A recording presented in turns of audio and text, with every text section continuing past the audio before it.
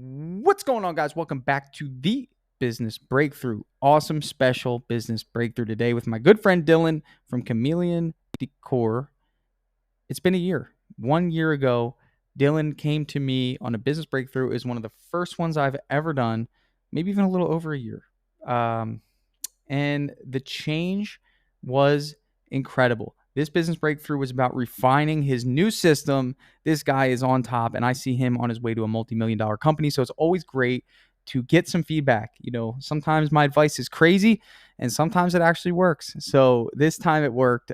Check this one out. You're going to love this episode. We talk about refining processes, company culture, all the good things. And it starts right now. The big question you need to ask yourself every day is, do I own a job or do I own a business? And unfortunately, the majority of contractors out there own a job. That's right, they're a slave to their own business. But the other side of the fence is so much greener, it's so much better, and that's when you're finally fully in control of your destiny, your freedom, your time. And that's what Contractor Secrets is about. It's about taking back our time, building a business with systems, standards, values, procedures, putting yourself in the driver's seat.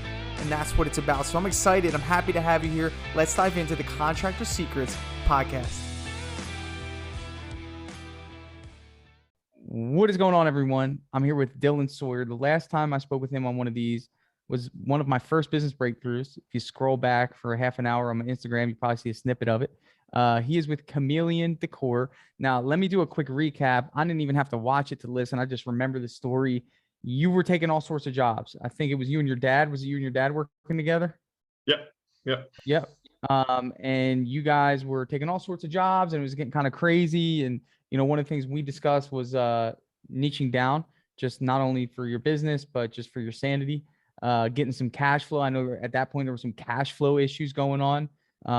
What has happened in the last year?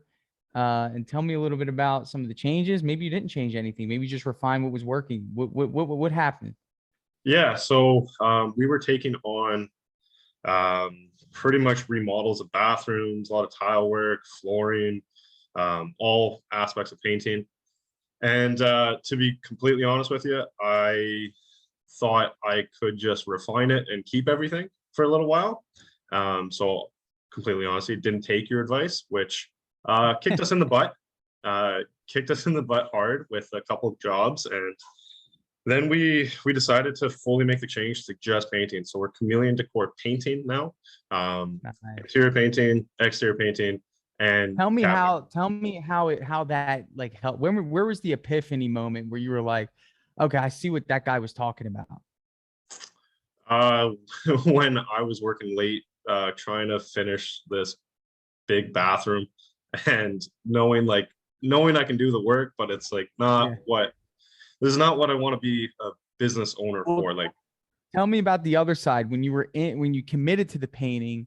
Where was that moment where you're like, yeah, I'm not going back to that? As soon as my schedule changed to having people hired, where I was only working on site Monday, Wednesday, Friday, and I could see it. Like, it was like a tunnel vision. I'm like, okay, that's the way we have to do this. Okay, this is a process. This is a system. This is predictable.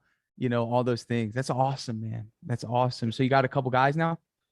Yeah, so we run a crew of 4, including my dad. So we got 3 Nice. Full-time employees, and yeah, they're hammering out jobs right now, and I'm pretty much on site on the brush, one day a week. Yeah, when we need now, and yeah, because now I have to be on the back end because there's so much to take care of. Yeah, invoicing, customers, proposals, estimates, the whole nine, right? I mean, now, but the cool thing is that what's interesting is that now at this stage, you're able to focus on that, which is going to give you way better results. Even if you had the same amount of opportunities before, the fact that somebody's on that full time is only going to create more opportunities. So you're maximizing that as well. Oh, absolutely. I love it, man. All right. So what could I be of assistance with? What is the area of your business that we got to hammer out today? Sales, marketing, administration, production, that you feel as though you're ready to turn the corner on? A little bit of like internal structure sort of stuff. Because I'm looking at how can I make my business just an even better place to work at? How can I Yeah. interest more Culture. people? Sure. So I was looking at like trying to create some sort of bonus structure within the Sure. system. I don't know like what you have in place or what you suggest Yeah. doing that to make your Yeah. culture even better. Yeah. So, I mean, there's a lot when it comes to the culture. I guess I'm going to kind of just make sure we get the foundational pieces right. Let's talk about the bare minimum. Uh, Now, where are you in Canada? Yeah, yeah, in Thunder Bay. Okay. So do you have, yeah. So do you have a payroll system set up in your business? Yeah, yeah, we got payroll, So everything. WSIB, so workers comp, and fully Okay. insured. All right, cool. So you got the bare minimum now. One big upgrade here in the United States is providing healthcare. Well, for you, that's just like, oh, really? Well, duh, we already have it. Maybe you do an enhanced plan. So I won't say that, but I will say that in terms of a bonus structure, be careful because I think the best bonuses to give in terms of financial bonuses are random. And that's just from my experience. If there's an expectation of a bonus at some point the excitement of achieving that bonus dies out, then it becomes a commission, and then that kind of eliminates what the reason for the bonus was anyway, was to really just reward going above and beyond. Here's an idea, and I don't know if you have this yet. Do you have a group chat with your team? Yeah, yeah, Cool. So great opportunity to share reviews. I think that review bonuses are a good bonus. So if the team gets a review and their name was mentioned in the review, bonus, right? Maybe $25, maybe pay for the gas card, do something along those lines. Get creative in rewarding above and beyond. Maybe you have a award called the Above and Beyond Award for the month, right? And that above and beyond reward is highlighting someone that went above and beyond. So maybe for an example, you have somebody on your team that for whatever reason the customer couldn't unscrew a light bulb. Here's a random, very low level example, but I can't draw one right now. But for whatever reason they can't unscrew a light bulb and they were working outside and the customer brought someone in and they had to get up all the way on the 10-foot ladder, find a way to unscrew this light bulb and change it out for the customer. And although that was not even close to something that you were contracted for, that was something that really bothered the homeowner. And you heard about it through that homeowner and you highlight that above and beyond award for that person. So little things like that I feel like are much more valuable than um, production bonuses.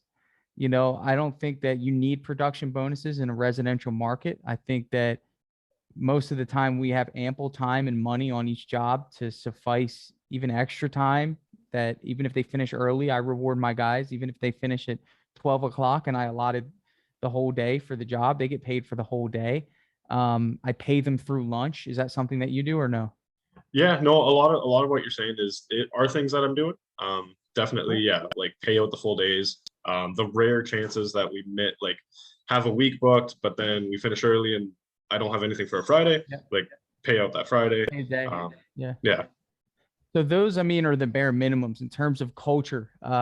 Keeping people excited. I think one thing that I've always excelled at when throughout the duration of me having a business, I still have guys that have been with me since I started the business. I mean, and it's not so much that I'm special; it's just that I care. I truly care about what's going on in their life, and I think that it's optional, but it's something that if you actually do have the wherewithal to care enough about what's going on in someone's life and identify what goals they're trying to achieve, use your knowledge as a business owner to maybe give someone else a leg up in whatever their vision is. For example, one of my project managers just purchased a house, and for me that was a goal that we discussed 3 years ago. So I set my sights on that, making sure that he knew, stick with me, man, because I want to make sure that you're going to be able to prove your income to purchase your house. So everybody's got a goal. I think it would be wise to maybe do sit downs weekly with each individual, take them to lunch, take them to breakfast. That's something a good friend of mine, Seth, is doing with his team every week. He has one person that he plucks out of his company, takes them to breakfast in the morning on one, just an hour. Just they don't have to talk business, just talk family, just appreciation and gratitude. And I think what you're going to learn is that you're going to create fans of you.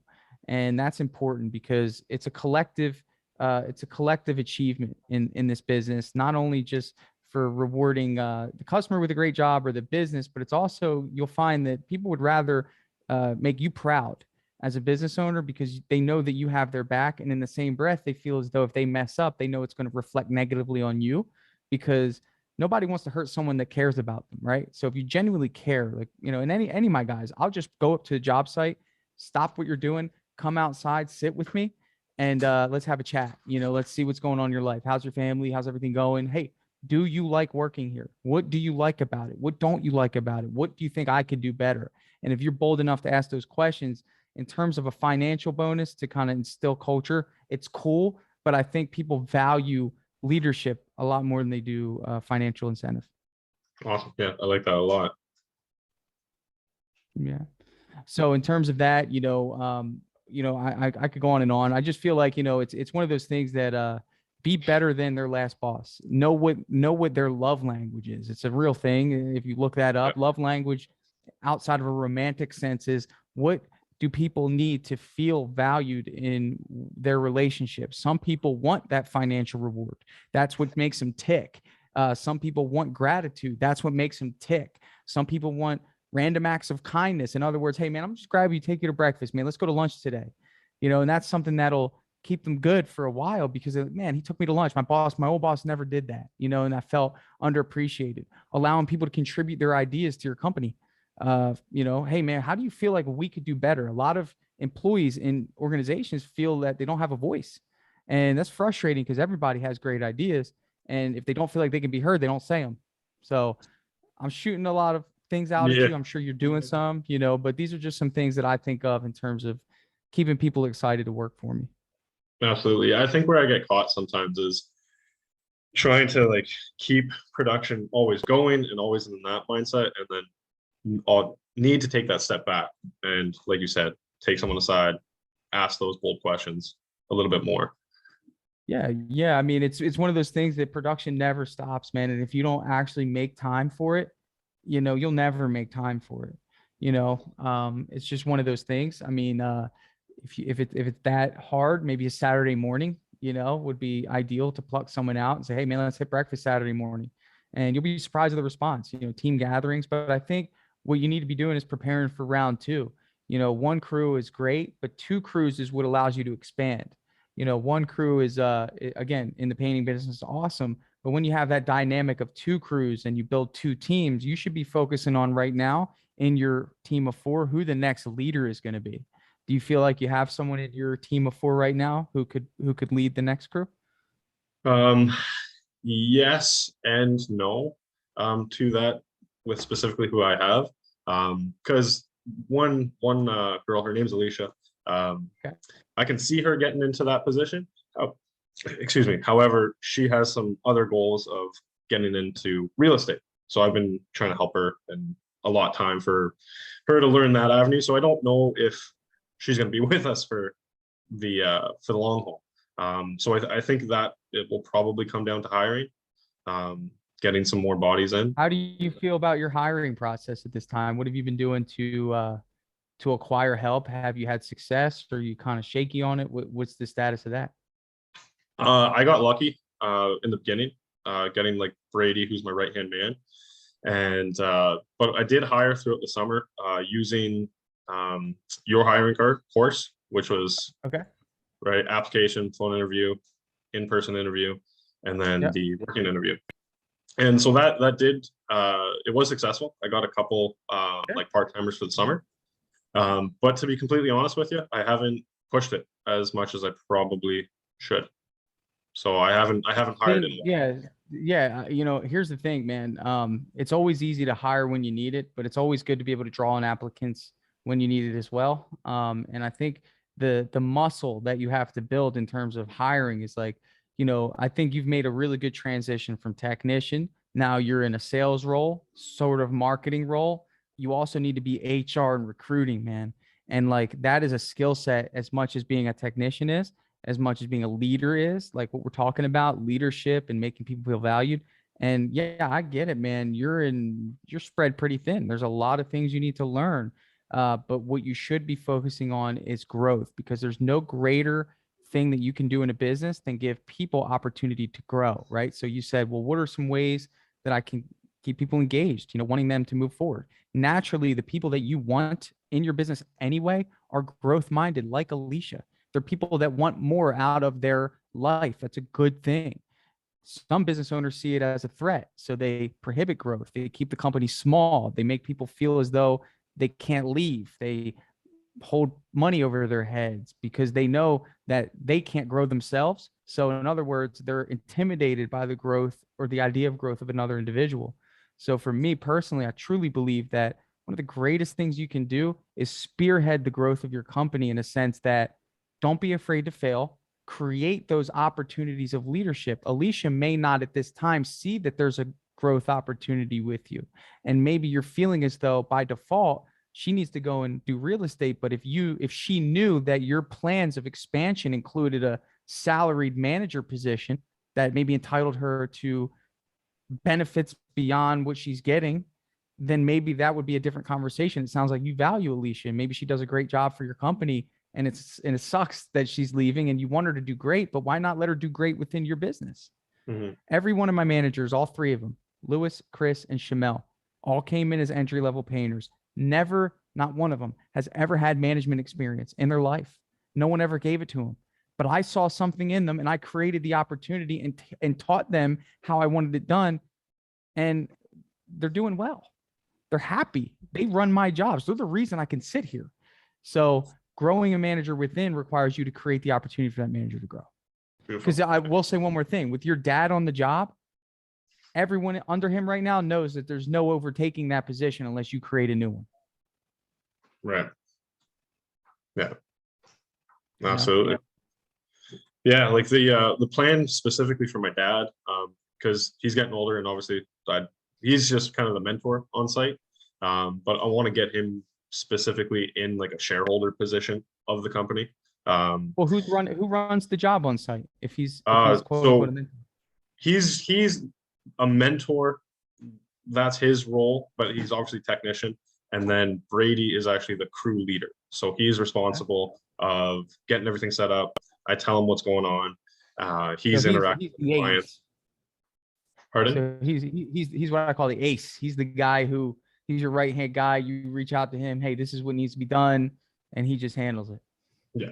Yeah. Do you feel as though something's been stopping you from getting that second crew up?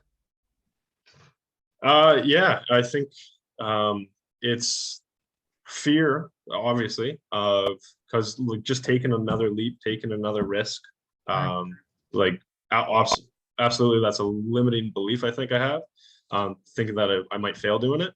And then knowing or trying to set up more systems internally to feel comfortable doing that. Let me tell you a funny story. When I with Dripjobs, I'll tell you this. I don't know how to code, so that was scary in itself starting a software business. But what was interesting is as I'm starting to hire people, I had to create systems by default because if they came into a world without systems, then they wouldn't succeed at their job. And it's like the idea of you creating systems ahead of time isn't as real as it's going to be when someone's waiting for you to create the system. So, in other words, and sometimes in business, we need to make the decisions to press forward and then clean up the mess, utilizing the leverage that decision gives us to do so. You know what I mean? Yeah, Because no, in I other got words, like, right now, there's some things that you and I both know are messy in your business that only you know about. But if you were to try to teach someone to do what you're doing, that would be an issue. But if you hired a salesperson, guess how quick you'd clean up your act to make sure estimating was tight, make sure your pipeline and Dripjobs was clean, making sure everything was button tight. It's almost like that's a push that we needed in the same way it was when maybe you hired Brady when it was just you and your dad, right? How much did you guys step it up after you brought someone like that in? Oh yeah, like we had to put our foot down on the gas pedal. That's for sure. Yeah, yeah. You're like, yeah, oh crap, I got to tell someone else, an address. I got to make sure they know what they have, what they need. I have to get this payroll set up. I got to get all these things, and it's a good thing. And sometimes maybe you didn't even have that payroll system set up the day you hired him, right? Who cares? You got it up, you got it ready. And another thing when it comes to fear, let me be clear. You're already on an island at any point in time you can drown, just so you know. You and I both know that. I mean, for whatever reason, outside elements, economy, all the crazy things, and you're a business owner, there's nobody holding you and coddling you and your income other than your own ability. In other words, if you don't push, you don't get. So you're already at risk. There's no other risk greater than that. The only risk that's at play here is whether or not you can ensure someone else makes an income. And that just requires you turning up the dial on marketing, turning up the dial on sales. That's it. You already have a production system in place. You already have a sales model that's working. So it's not like you're not sure if you could sell the jobs. You just need more people to sell them to. In other words, you just need more of the market share. The market share doesn't change. It just only gets bigger. There's more customers every day that buy houses. So it's not a declining market. It's not like you're selling pieces to antiques, right? Yeah. So in other words, there's always going to be more customers. The trick is how can you serve them? And I also think that you don't need to duplicate your 4-man team. I think it would be great. And this is just me shooting blanks. I don't know Alicia, but I can already tell she's ambitious if she's going after a real estate degree. This would be a great opportunity to have a conversation with her and say, hey, what can we do to keep you around? Maybe you can do your real estate part-time, but I'd love to see if I can get you in a management role and, beef up your resume. Is that something that you would be interested in? If it is, say, here's my plan. Within the next 4 to 6 weeks, I'm going to try to hire 2 painters underneath you. Just see what happens. You need to create room for people to grow. That is the leader's job. A leader's job is to create more leaders. A boss's job is to tell people what to do until they're ready to leave. And if you've ever left a job, chances are it's because the boss kept telling you what to do way too much to the point where you didn't feel as though you could expand. You were only limited by the boss's vision of you, right? And if you are a visionary as a leader, you create the vision for other people. I told Shamel that I wanted him to be a manager and a leader. I told Chris that I wanted him to estimate one day, and I told him I'd get him out of the brush part-time, but he doesn't have to paint every day, and he handles little things that I would normally have to do: touch-ups, yard signs, quality control, things that he deserves to do at this time for being so loyal to my company. He's not going anywhere because he likes it and he enjoys his day. I got him a vehicle. It's like these little things that you can do to position people to take ownership within your business is only up to you. Don't let that little bit of fear of, am I going to be able to keep someone busy, stop you from that. Yeah, absolutely. No, nail on the head there. Because that was the same sort of fears that held me back from hiring before. It's different now by another crew. Press, dude. Push. There's not enough people pushing, bro. I'm telling you right now, the pushers usually win. And it's not like you're just trying this out to see if it works. It's already working. You just need to expand it. Yeah. That's it. It's already working. It's not like, hey, I'm going to invest everything I got into this software program and hope people like it. That's a risk, bro. Okay. And I don't even know how to code. So I can't even go and paint the job if it doesn't work out well. So talk about fear and risk, right? But now, because I've already experienced it, I've made it through those barriers. And I'm referencing that because that was the most risky thing I've ever done. The painting business to me wasn't a risk. Anyone starting a painting business is not a risk because of where our market is today. And again, I'm just referencing how even what I did was extremely risky, but just pushing through, I'm on the other side of it. I'm on the other side of it. I learned, I made a ton of mistakes, but guess what? I'm over here now. You got to hedge your bets against yourself. And I think if you believe in yourself and what you're capable of, and you do it out of concern for your people, nothing's going to stop you, man. Now, just curious, and I know that was being hypothetical. Do you see yourself having a conversation with Alicia, about something like that? Do you feel as though that would be something that would benefit both of you mutually? 100%. It's been a conversation topic between my father and I for a little while now. And then I actually have a meeting booked with her Monday. So I set that up yesterday, kind of knowing that we get into this a little bit, which is really good. But yeah, the meeting's already set. Love that. Good. I mean, and I think that sometimes you got to sell people on the vision, right? Even though you don't even know if it's going to come true. And I think your confidence toward her future is going to allow her to gravitate toward her future through your eyes, in the sense that, listen, she's got a pipeline she's going to have to generate through that real estate program. It's going to take her a while to get that up anyway. She's going to need some stability in the meantime. So, at the very least, you're going to get some practice nurturing a manager, teaching a manager what they need to do from start to finish. Somebody that came in through your company as an entry level painter, turn them into a leader through identifying qualities that they had that are important to you. And then you document that. And that becomes a process for Chameleon Decor on how you guys generate leaders. And if you can generate leaders in this business, you're unstoppable. I mean, I sat down at the PCA with people that are doing $15 million in a year. In a year. Do you know how many houses that is? Yeah, I can't even comprehend it. Great reputation. Somehow they had found a way to accommodate that many people at such a high standard. And I believe the secret is they do a great job of nurturing their leadership. That's all. So something to think about, man. I think, I don't know, maybe it was meant to be for us to talk about that today. Maybe some affirmation for you. Oh, You know? absolutely. That's perfect. And yeah, going into the meeting on Monday, this is the fuel that I needed. Yeah, it's great, man. Any other areas that you want to hit on? How's marketing going? What are you doing on that front? Marketing, I hooked up with Eric a while ago. So we're, I think, 4 or 5 months in now. And it's been amazing. They're great to work with. And yeah, it's just managing everything that comes in now, because now I know Love it. X amount of leads that are coming in. I know what my closing rate is going to be on it. I know how many jobs we're going to get from it, my average job size and whatnot. Love So it. it's awesome to track all that now, and just know exactly what we have to do to change our numbers around. Good. That's good. And they're automatically populating in Dripjobs and they're booking themselves. They should be. Yeah, yeah. I still call everyone, and Yeah, you're when gonna they need come to call. Yeah, it's good. It's good, man. It's awesome. And again, that's another reason why you shouldn't be worried about this. The biggest fear many people have about expanding is being able to fulfill the demand of their employees.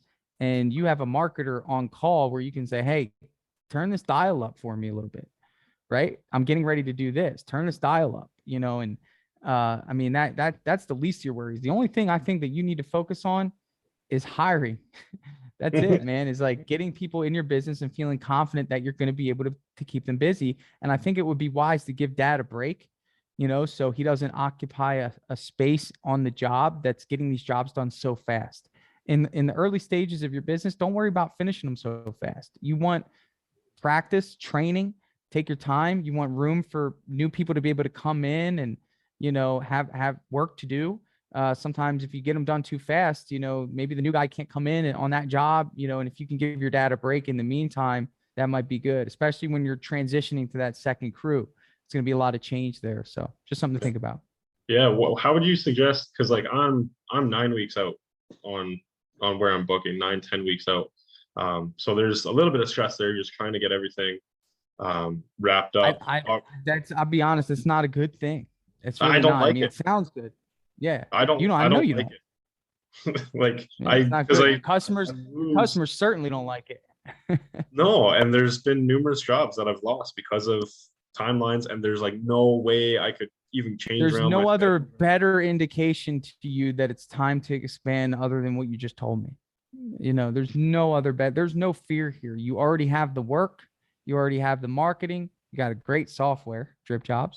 You have a hiring system that works. You have leadership in your dad helping with production. He'll put him with the new team of two. Maybe you get one person for Alicia and you put your dad there, and then you let Brady and the other two, do what they got to do. Or I think that leave Brady with I one other. still Yeah, have it to would. be 2 hires. Yeah. So it's two hires that you need, but maybe you find someone with experience to go with Alicia, and maybe you find a newbie to go with Brady. And I think you should totally do that. I think you find somebody that just has worked in the trades before, wants to learn painting, throw him with Brady, but you give Alicia a second hand.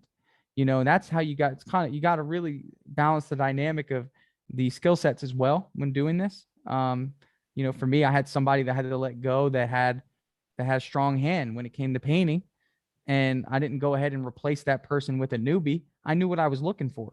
I wanted somebody with intermediate skill that I could just throw right in that didn't put a ripple into my process. So during that hiring phase, that's all I was looking for, plus characteristics and, personality. But you got to know you got to know how to do that. And what's great is that you're going to have a lower labor cost probably on Brady's crew, because you're starting someone fresh, so, it kind of balances out some of the costs as well. It's all good here, man. I'd get up and add today and start this process before you even, just start it. Get some applicants in. Maybe you find an all-star, man. And that's the best when you get somebody that's like, man, this guy's lights out. They filled out the application. They had a great response on the form, great phone interview. It almost forces you to expand because you're like, I want that guy on my team. Mm-hmm. Yeah. That's perfect. I already have a list of some applicants already filled out some forms from a little while ago. Unfortunately, there's a rotting age on applicants because you want the momentum to be high, right? You want that person to be motivated at that time. They saw your ad, and you want to take. It's almost like you're those you ever see that video of like the boat that drops off the mail? The kid is on the boat and he goes onto the docks and he Oh yeah, puts the yeah, mail into the yeah. I know what you're and talking about. the boat's moving, bro. You want people that are like that kid. They got to jump on the moving boat, man. You don't want to have to stop your boat, go back to somebody, convince them that you're a good fit still after they had already applied for you 6 weeks ago, and maybe they had another job, or maybe they're working for somewhere else. And finding a job is similar to moving in terms of the mental stress and the excitement and the enthusiasm for some people. So in other words, going back to somebody that's already committed somewhere else or has had a 6 week gap of unemployment, let's try to find fresh people right off the bat. See if you can get somebody to jump on your moving ship. Maybe they're ready to jump off wherever they're at, or maybe they just left their job or just moved into town and they're ready to start something new. Sweet. Okay. Putting out the ads today. Good video to look up the kid jumping back and forth on the dock, giving the mail to people. Yeah, I've seen it. That's good. That was a good metaphor That's too. a hustle job. I love it. Yeah. Yeah, bro.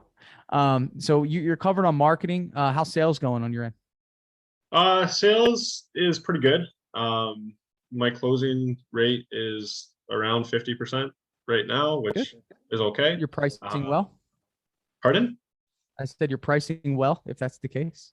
Yeah, honestly, that was another big shift in the company where I saw the light at the end of the tunnel was switching how I was pricing to the cost-based pricing, and looking at our profit margins and how much money we wanted to make. Are you using my calculator? Did you get that from me?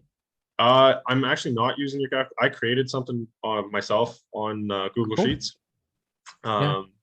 which it essentially does The cost-based pricing is a game changer. Yeah.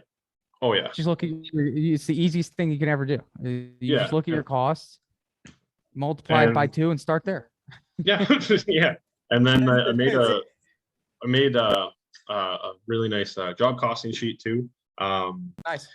That it's really eye-opening once you're starting to look at those numbers, because I know now I might have to switch over the paint or just talk to my suppliers about pricing because my material percentage is a little high for the last month. Yeah. So you can identify some things. Yeah, I love that. Yeah. Yeah. Listening to one of the podcasts with Jason Paris, actually, when he was talking about shortening your feedback loop, that's stuck with me quite a bit. Yeah. Shorten it. Well, you need to shorten your feedback loop to see whether or not expanding is a good idea. Yeah, absolutely. Right now it's what if. Let's get some data behind that. If you have an epic fail, the worst thing you'll have to do is take less profit and keep 6 people together. Yeah. That's the worst thing in the world. Yeah. So, that's great, man. Well, congratulations. I mean, it's such a change from a year ago. I suggest anyone to go back and listen to Dylan's first business breakthrough about a year ago. And this is a major shift, bro. I mean, you're like you're polished now, man. You got so much certainty in you, from what I see, and you're just gonna go, man. Wait till you do this. I think I see you having a multi-million-dollar painting enterprise within the next 3 years for sure. Thank you, man. Thank you. I really appreciate that. Yeah. Good luck, man. Good luck. Well, come back next year and tell us all the great success. Absolutely. Hopefully I'll be on. And you got to keep me updated about Alicia, man. I don't know her, but she sounds great. And I think, you got an all-star there. No, absolutely. I will. I'll keep you looped up, and definitely want to do this more frequently than once a year. Anytime, man. You got the link, and that goes for everyone. Use the link, Free business breakthroughs anytime. Do it. Do it. It helps. Do it. Thank you, man. Thank a little bit of accountability, a little bounce some ideas off of. I don't know everything, but I know a little bit of something. So Yeah. happy to And assist, man. yeah, as soon as I took your feedback and put it in action, things changed. Awesome. And if anything, it makes you think about me when you're not putting it into action. Be like, that freaking Italian guy, he was right. That sparky Italian guy that just, that just does these was right. Nah, man, thanks so much, bro. As always, it's a pleasure. And if anyone wants to find Dylan on Instagram, what is it? Chameleon_decor. What is your thing? Yeah, Chameleon_decor, Chameleon Decor Painting. Yeah. Yeah, that's our company. Yeah, love it, man. Thanks so much, bro. We'll catch you on the next one, maybe. Yeah. Hey, thanks so much for checking out the Contractor Secrets podcast. Stick around. I am going to drop in a short testimonial that one of our awesome heavy hitters in Dripjobs had agreed to give out for us. So if you want to hear a little bit about how Dripjobs is helping contractors, stick around for the end of this episode and you can listen in. All right. Hey, I'm here with Michael Perry of Outside the Box Contracting in Florida. And I just want to start off by asking you a few questions about what your experience is with Dripjobs. My first question is, how do you like the system overall? First, I want to know, what were you using before? And second, what has Dripjobs done for you in your business? Well, before I was really using nothing because the business is very new. And so right off the bat, I did need something that was going to be able to, manage my customers, handle the customers, be able to handle proposals and the invoicing part of it. So I came across Dripjobs on your podcast. I heard about it on podcast. And so I looked into it. You and I did a little demo. And right off the bat, I knew it was going to be something that I'd be able to utilize and put to work. So almost immediately, from the very first time, it's been working since day one. And I especially love the automations are great. The fact that it's working behind the scenes, even when I'm not paying attention to it, is the better part. Your integration with Angie Leads is huge because those leads come in and immediately they're getting contacted. It just shows that it makes it appear as if, even if I'm not paying attention, as if I'm paying attention to this customer and they have my full attention. So they get an email instantly from me saying, hey, thank you for contacting Outside the Box. And just that part alone is enough because all the feedback I've had from all my customers so far is that they love the communication. That's the best part. That's what's attracted them the most to me is that I'm communicating with them, the constant emails, the follow-ups, and just how the proposals, the invoices are put together. The system is very easy to use. And it's just been fantastic. Yeah. And I think, now you used Angie Leads before having Dripjobs. So before you would, for a little bit, I think there was a time period where you did. So before, that lead would come in, you'd have to hurry up and call them right away, right? Wasn't that kind of what you were doing? Right. So the lead would come in, the gun to stop what I'm doing, make sure I call them within a certain period of time, especially with their rules that they have as far as credits and stuff like that. But when the leads come through Angie and Dripjobs is able to grab it and send them an email, right? It buys me time to, follow up, review their request, and then get back to them, in a timely fashion. But at the point of contact, I'm usually the first one in, so which is huge. But they appreciate that a lot. Love that, man. Love that. So a lot of our pushback that we get as a software, some people in your position, which you're starting out, not a massive company, they think that Dripjobs is too big for them, right? They look at it and they say, well, I'm not doing a ton of work. Like, I don't really need this. What would you say to those? Because I know in the beginning you kind of thought the same thing. Maybe it was like one of those things, and I think you had canceled, and then I rallied you back in, and now you're a fan. So what was that shift for you, and what would you say to anyone that thinks that? Yes, initially when I thought I was just starting out, I'm like, I can't, I need to be able to, to pay the monthly fee, I need to have a lot of work coming in. But ultimately, once I did come back around and I looked at it and started putting it to work for me, I realized that I can't even exist without it, because if I did, I don't know what I'd be if I didn't have it, because it just makes it so easy to use. Everything from the initial point of contact through the scheduling, the estimates and the appointments and the communication that way, and writing the proposals and sending them out, invoicing, all of it has made the job very easy. And then I got very busy, so having that along the way has really helped. Love that. We kind of pitch it as your 24/7 office admin in your pocket, right? I mean, it's kind of working for you while you're out, and it's doing things that you wouldn't normally have to do yourself. Right. That's the best.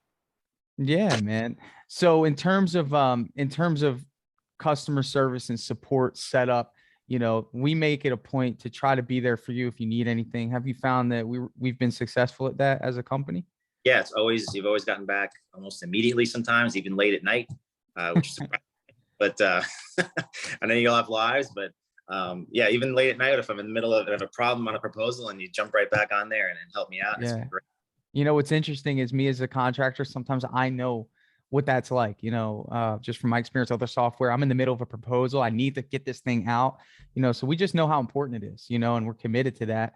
What do you think of some of the updates? I know that I sent out an email, what do you think of some of the updates in terms of the new ways, the new way the proposal looks, and how we've adjusted the way your customers perceive you through Dripjobs, the way that they see your proposals? What do you think about some of the updates? The update's been great. The most recent proposal update is fantastic. I looked at it just in the past couple of days because I've had a few go out, and it looks clean. It's professional. Yeah. It looks really good, and makes me look really good, to the customer. So it's awesome. Now, your customers, in terms of them responding to the drips, now some people think that, it's way too much communication sometimes. Do you feel as though the communication is just right? And if so, do you feel like your customers think of it as a good thing? Would you say that they're responding to some of the communication in a positive light? I'd say it depends on the customer. So I look at their activity. I can, with the email communication. So I see if I have cold leads that are sitting there that I haven't gotten back to, I'll take a look at their interaction with the site. And if they've gotten 3 or 4 drips and they've had 0 views on it, then that customer, I don't think that customer is going to come back. But if they if I see that they've viewed one of the emails, and a couple of days have gone by, I'll let it sit there. I'm not gonna eliminate the lead. But those, I have a feel for certain leads that I know are not going to go anywhere. It's just in the conversations I've had, just what they were looking for. Sometimes they go on Angie and they hit the button and not realizing that someone's actually going to call them back. They're looking for pricing or whatever. But I've been able to manage. Are you there? Yep. Sorry. I've been able to manage the leads through there, more easily by doing that. So love it. It's great. Last question for you. One of our favorite features, and probably like the fan favorite, is the booking URL. And that allows for people to call you. You can just send them that link. Have you been utilizing that? And has it saved you from having to manually input information? I have not yet had to manually. The only time I've manually inputted information is on a lead that's come to me, like not through Angie, because Angie is able to, it's already in there. When Angie goes through Angie, it's already integrated. So I only had a few times where I've had to enter it myself, because most of my leads are coming to there. Recently, though, I've started boosting posts on Facebook, and I'm getting a lot more traction through there. Love that. Those leads I've had to go through and enter myself. I'd have to look. I'm not sure about the URL for the contact. So it's great when people call you. All you have to do is click the button we actually put it at the bottom of the mobile app. It on? What's that? Which screen is it on that to see it? It's on the mobile app. It's actually on the mobile app at the bottom. It says new request. It's kind of subtle. We just slipped it in there. And if you click that, all you got to do is punch in the phone number. So again, if someone calls you and you're driving, and maybe this is somebody that just found your name on Google or a referral from a customer, all you got to do is click that button, punch in their phone number, and it sends them a link to fill out your booking form. So it saves you the time. Yeah, try that out. It's a really awesome feature. Awesome. Dude, well, thank you, Michael, man, for your time today. We're extremely grateful for you taking time out of your day to just give us some great feedback and gloat about us. Again, we're going to keep striving, man. So thanks so much. Dripjobs been great. Awesome.